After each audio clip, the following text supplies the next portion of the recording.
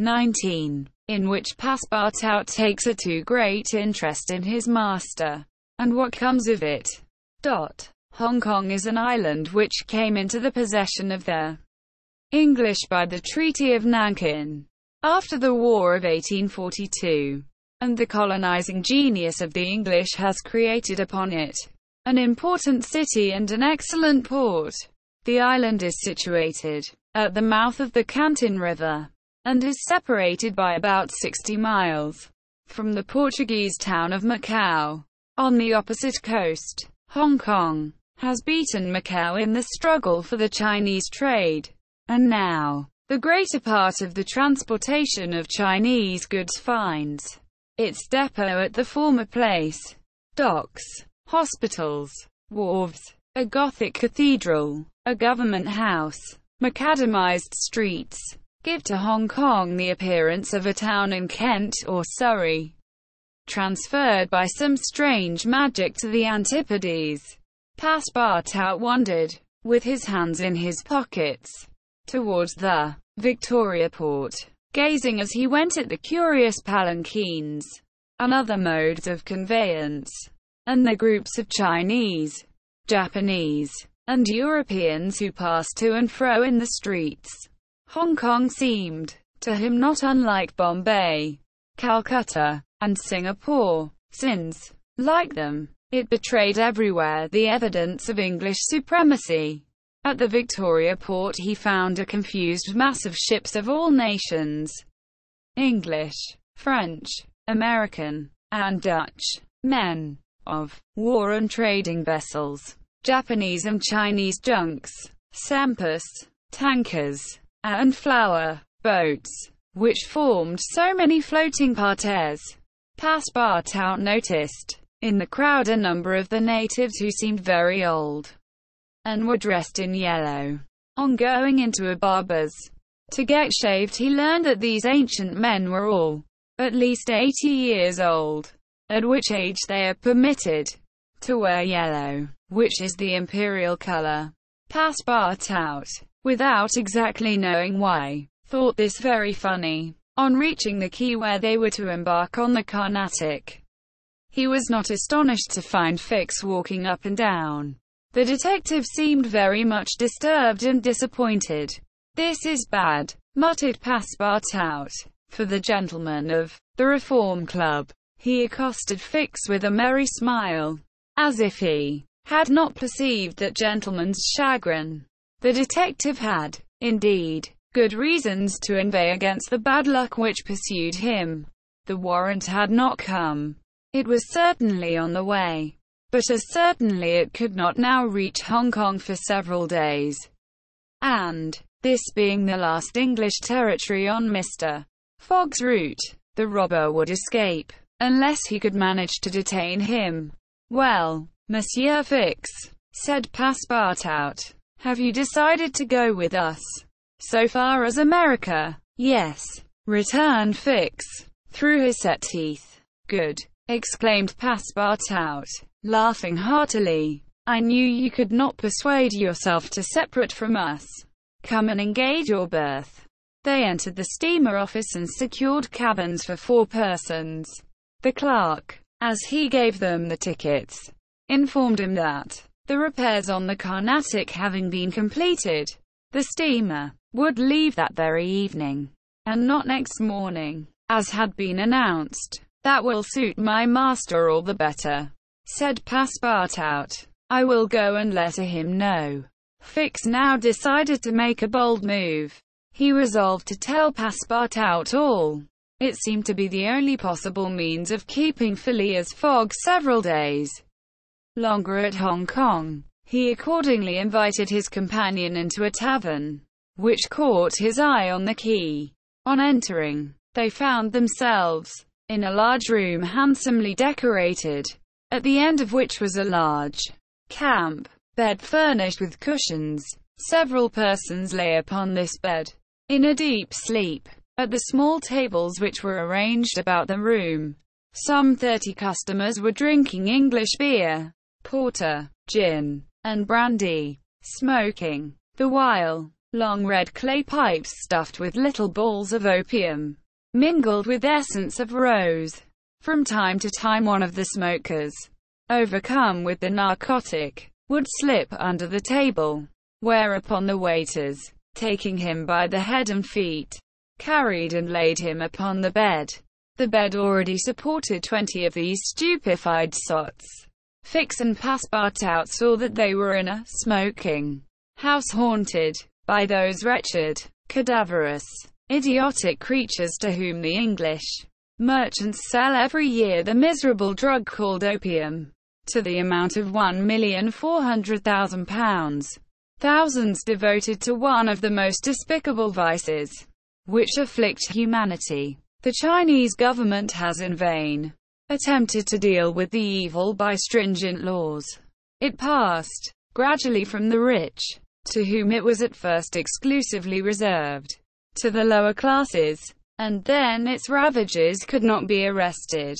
Opium is smoked everywhere, at all times, by men and women, in the Celestial Empire, and, once accustomed to it, the victims cannot dispense with it, except by suffering horrible bodily contortions and agonies. A great smoker can smoke as many as 8 pipes a day, but he dies in 5 years. It was in one of these dens that Fix and Passepartout, in search of a friendly glass, found themselves.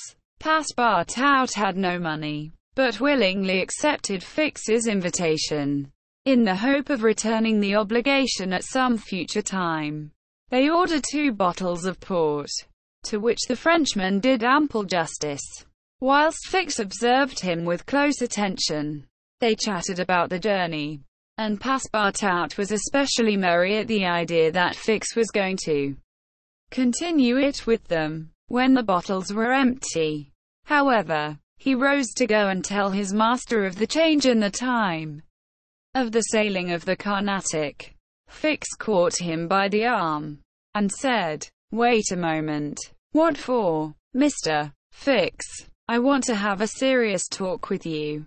"A serious talk?" cried Passepartout, drinking up the little wine that was left in the bottom of his glass. "Well, we'll talk about it tomorrow. I haven't time now. Stay. What I have to say concerns your master." Passepartout, at this, looked attentively at his companion. Fix's face seemed to have a singular expression. He resumed his seat. "What is it that you have to say?" Fix placed his hand upon Passepartout's arm, and, lowering his voice, said, "You have guessed who I am." "Parbleu," said Passepartout, smiling. "Then I'm going to tell you everything.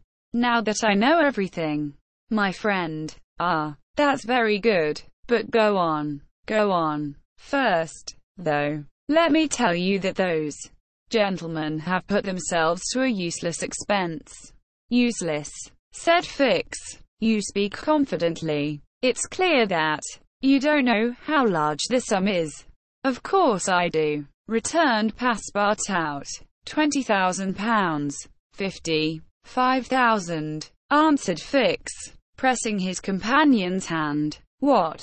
cried the Frenchman. "Has Monsieur Fogg dead?" £55,000.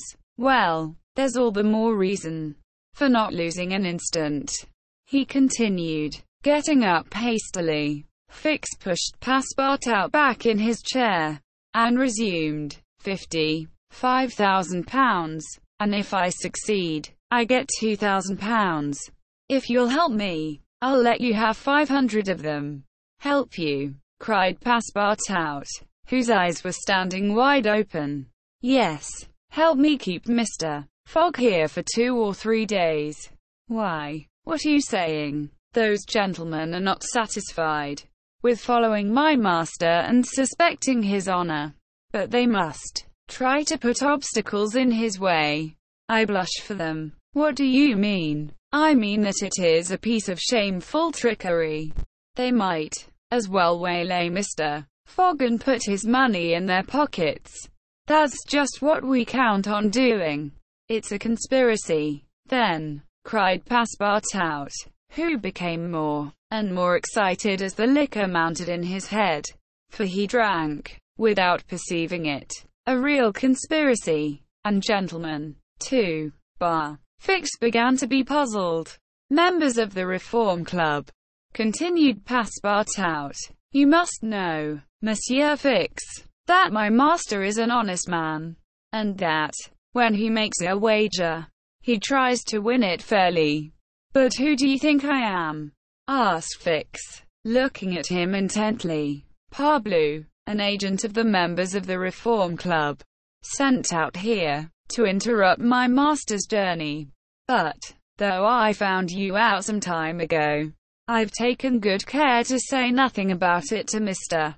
Fogg. He knows nothing. Then, nothing, replied Passepartout, again emptying his glass. The detective passed his hand across his forehead, hesitating before he spoke again. What should he do? Passepartout's mistake seemed sincere, but it made his design more difficult. It was evident that the servant was not the master's accomplice, as Fix had been inclined to suspect. Well, said the detective to himself, as he is not an accomplice, he will help me. He had no time to lose. Fogg must be detained at Hong Kong, so he resolved to make a clean breast of it. Listen to me, said Fix abruptly. I am not, as you think, an agent of the members of the Reform Club. Retorted Passepartout, with an air of raillery. I am a police detective, sent out here by the London office. You, a detective. I will prove it. Here is my commission. Passepartout was speechless with astonishment when Fix displayed this document, the genuineness of which could not be doubted. Mr. Fogg's wager, resumed Fix, is only a pretext, of which you and the gentlemen of the Reform are dupes. He had a motive for securing your innocent complicity. But why? Listen. On the 28th of last September, a robbery of £55,000 was committed at the Bank of England by a person whose description was fortunately secured. Here is his description. It answers exactly to that of Mr. Phileas Fogg. What nonsense! Cried Passepartout, striking the table with his fist. My master is the most honourable of men. How can you tell? You know scarcely anything about him. You went into his service the day he came away, and he came away on a foolish pretext, without trunks, and carrying a large amount in banknotes. And yet you are bold enough to assert that he is an honest man. Yes, yes, repeated the poor fellow, mechanically. Would you like to be arrested as his accomplice? Passepartout, overcome by what he had heard, held his head between his hands, and did not dare to look at the detective. Phileas Fogg, the saviour of Ouder, that brave and generous man, a robber, and yet how many presumptions there were against him. Passepartout essayed to reject the suspicions which forced themselves upon his mind. He did not wish to believe that his master was guilty. Well, what do you want of me? Said he, at last, with an effort. See here, replied Fix. I have tracked Mr. Fogg to this place, but as yet I have failed to receive the warrant of arrest for which I sent to London. You must help me to keep him here in Hong Kong. But I will share with you the £2,000 reward offered by the Bank of England. Never, replied Passepartout, who tried to rise, but fell back, exhausted in mind and body. Mr. Fix, he stammered, even should what you say be true, if my master is really the robber you are seeking for, which I deny, I have been, am, in his service. I have seen his generosity and goodness, and I will never betray him. Not for all the gold in the world. I come from a village where they don't eat that kind of bread. You refuse. I refuse. Consider that I've said nothing, said Fix, and let us drink. Yes, Let us drink. Passepartout felt himself yielding more and more to the effects of the liquor. Fix, seeing that he must, at all hazards, be separated from his master, wished to entirely overcome him. Some pipes full of opium lay upon the table. Fix slipped one into Passepartout's hand. He took it, put it between his lips, lit it, drew several puffs, and his head, becoming heavy under the influence of the narcotic, fell upon the table. At last, said Fix, seeing Passepartout unconscious, Mr. Fogg will not be informed of the Carnatic's departure, and, if he is, he will have to go without this cursed Frenchman. And, after paying his bill, Fix left the tavern.